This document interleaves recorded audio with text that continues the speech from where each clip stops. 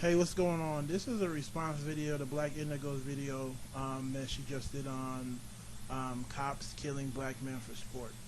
Um, Personally, I feel like we're wasting our time in asking cops to police themselves or trying to screen every officer to see who's racist and who's not. Because when something happens, it becomes a whole idea of credibility, and you go to court and it becomes ugly. You have the police who side with the police. You have the family of the victim, and they're obviously going to side with the victim, and it automatically becomes a black and white type issue. And you really have to take it case by case. So as much as we see these different stories of police brutality against black men, we can't just place this idea that every case is the same, right? We have to really break it down and see what's going on. So for me, when I think of these issues and I think about how to prevent or stop this action of happening, I'm more thinking, so we have to figure out how to change policy and procedure in terms of how police take down suspects or people of interest. The whole idea of using fatal actions, right, to bring down somebody seems barbaric to me. I mean, we live in a society where we champion the whole idea of being advanced in terms of technology and all that other good stuff. So for me, it's more so, how come we haven't developed a way or a procedure to where we can take down a suspect without killing him? I mean, we have tasers, we have all sorts of different weapons, in my opinion, to where we can take somebody down without having to kill them. That's where I stand. So we have to look at how to prevent or how to change procedure that prohibits cops from killing people. I don't care if they're black or whatever. Because you're always going to have people who have certain feelings against another group. Really, you are. And those feelings may be hatred. And you can't change that. But what you can change is you can take away their avenue from inflicting bodily harm. Right? There's nothing stopping a white man who really has a vendetta against black men from becoming a police officer, from holding a gun and having the legal right to use it. There's nothing stopping that. But what you can do is set up policy and procedure that prohibits police from using deadly force to bring down a suspect.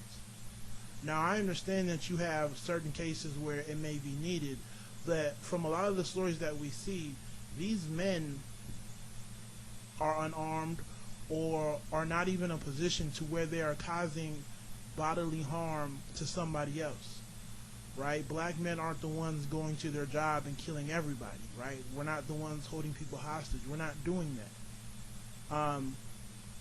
So really, we have to take away this barbaric way of bringing down a suspect. I'm not the biggest technology freak when it comes to weapons and all that other good stuff, but I'm sure it's out there, and it's worth some of us investigating alternative ways of bringing down a suspect. Whether it's using a taser, whether it's using some sort of tranquilizer, there's ways, there's methods out there.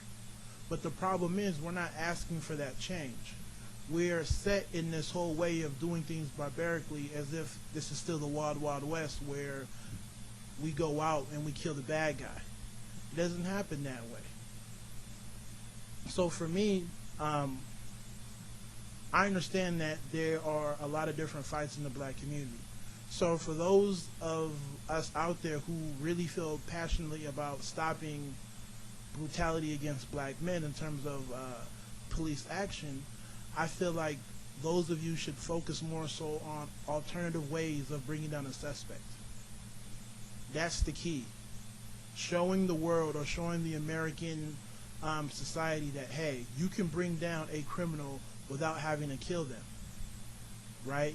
You can bring him in, you can question him, you can do a whole lot more with him alive as opposed to you killing them. I don't know, maybe police need more training on how to shoot, not to kill, right? How to shoot somebody in terms of in a manner into which you don't kill them, but you stop them from using deadly force. It's there. They have sharpshooters. You know, I've been to the gun range. I've seen marksmen do what they have to do. How come the police can't use that? Right? Why do you have to kill somebody? Why not shoot them in the arm, you know, that they're holding the gun in or whatever they have? Like, so there's all these different methodologies that we can use to bring down a suspect, right? So those of you guys who are really passionate about it should focus your attention on stuff like that.